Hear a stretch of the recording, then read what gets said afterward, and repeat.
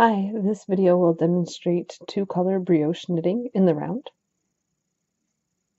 So I'm about to start a round where I'm using the main color.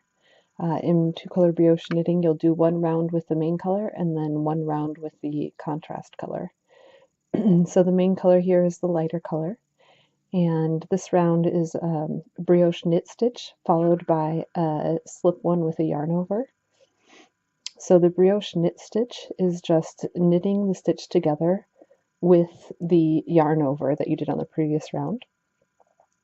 So I can see the yarn over is in the other color, and the stitch that I need to knit is in the color that I'm working with, so in the main color. So all I do is knit those two stitches together. And the trickier part is the slip stitch with the yarn over. When you do this, you have to bring your yarn to the front and then do the slip stitch and the yarn over together. So again, I'm on a brioche knit stitch, and I'll knit the stitch together with the yarn over. And then for the for the slip yarn over stitch, I always bring the yarn forward and then slip the stitch and then do a yarn over. You want the leading edge of your yarn over to be in the front, on the front of the needle, and come behind so that it's set up correctly when you come to the stitch on your next round.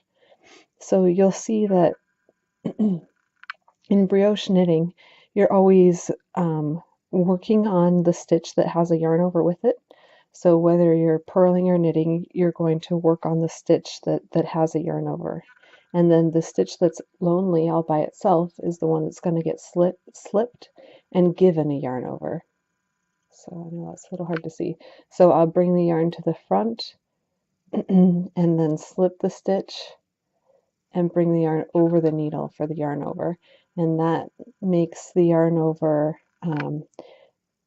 cross on top of that lonely stitch, so that it's always associated with, the yarn over is always associated with a stitch, unlike when you do a normal yarn over in your work, it floats between stitches, but this yarn over actually sits on top of that stitch that you're slipping. So just a few more stitches here. You can really get into a rhythm once you know what you're doing. And again, the key is just to make sure you're getting this yarn over in the right place so that when you come to a stitch, it's easy to to knit it together with the yarn over.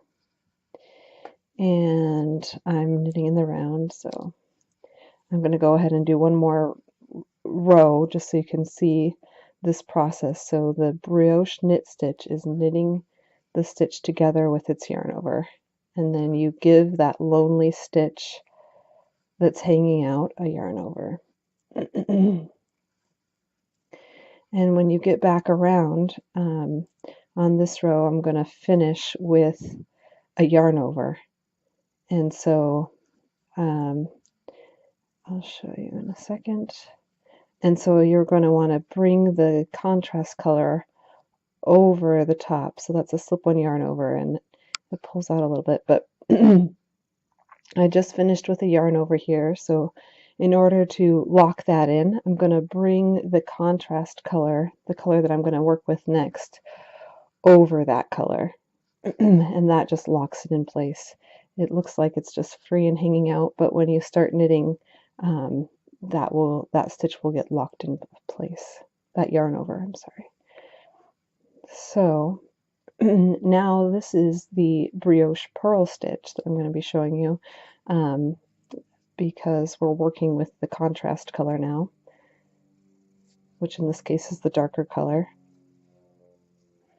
And in this case, the slip one yarn over comes first, and you can see now the columns that are the light color, they are a lonely stitch by themselves, and the other column, which is the darker color, it's kind of recessed in there because it's a purl stitch. It's going to recess, and it's the one that has the yarn over associated with it. So that's another way you can remember what row you're on. You always want to slip the stitches that are lonely just by themselves and work the stitches that have a yarn over with them. So in this case, the stitch that has the yarn over with it is the recessed, the dark row. And I want to keep this row being recessed. So I'm going to purl it. So when you want the stitch to recess to go to the back, you purl it. When you want it to come to the front, you knit it. But you always slip the lonely stitches with the yarn overs and then purl it. This is also a little tricky. You always want to make sure that your yarn is in front before you do the slip stitch, which in this case it already is because I'm doing a purl. I'm purling, but in this case you do want to slip that stitch and then do the yarn over so that your yarn over is on top of the stitch that you're slipping, as opposed to completely doing the yarn over and then slipping. And you can see in that case, your yarn over, I don't know if you can see very well, your yarn over isn't associated with a slip stitch. So you really want to make sure that you slip and then do the yarn over so that your yarn over straddles that stitch. And then the brioche purl stitch is just purling the yarn over together with the stitch. So slip yarn over and a brioche purl. Slip yarn over, brioche purl.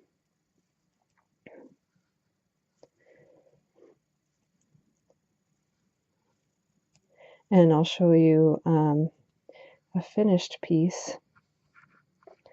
Now this is the Sea Petals cowl on Ravelry, and you can see here in this case my darker color was the main color, and the lighter color was the contrast color, and you can see this wave going through the pattern, and that wave is created just depending on which color you decide to knit or purl in that row.